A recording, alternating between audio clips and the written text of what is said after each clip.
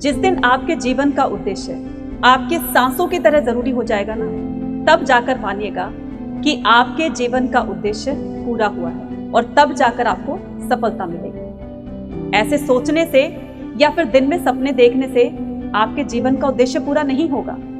इसके लिए छोटी सी एक कहानी आज मैं आपको सुनाती हूँ। एक बार एक लड़का होता है, दिन भर सपने देखता है, रात में सपने देखता है कि मैं दुनिया का सबसे बड़ा आदमी बन जाऊं, सबसे अमीर आदमी बन जाऊं, मेरे पास कोठी हो, बंगला हो, गाड़ी हो, नौकर चाकर हो।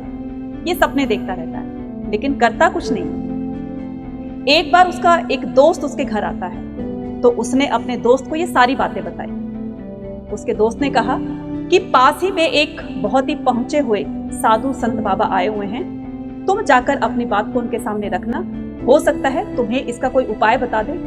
वो लड़का बहुत खुश हुआ, जाता है बाबा जी के पास और अपनी बात बाबा जी को सारी बताता है। बाबा जी हंसे, मुस्कुराए और बाबा जी ने कहा चलो मेरे साथ। लड़के ने पूछा कहाँ? उसने कहा तुम चलो तो सही। बाबा जी के साथ जाता है वो एक नदी के किनारे। बाबा जी ने कहा नदी में उतरो। उन्होंने कहा क्यों बाबा जी? बाबा जी ने उसका हाथ पकड़ा और वो खुद भी उस बच्चे के साथ, उस लड़के के साथ नदी में कूद जाते हैं। बाबा जी ने उसकी गर्दन पकड़ी और उसको उस नदी में डुबो कर रखा।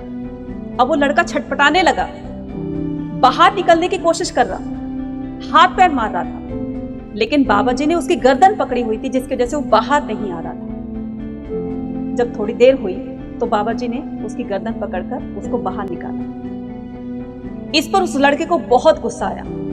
वो बाबा जी पर बहुत चिल्लाया, आप कैसे साधु बाबा हैं? अगर मेरी जान चली जाती, अगर मेरी सांसें रुक जाती तो मैं क्या करता?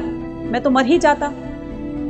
बाबा जी ने कहा यही चीज मैं आपको समझाना चाहता था कि जब तक आपके जीवन का उद्देश्य आपकी सांसों की तरह से जरूरी नहीं बन जाता, तब तक आप उसमें सफलता प्राप्त नहीं कर सकते हो।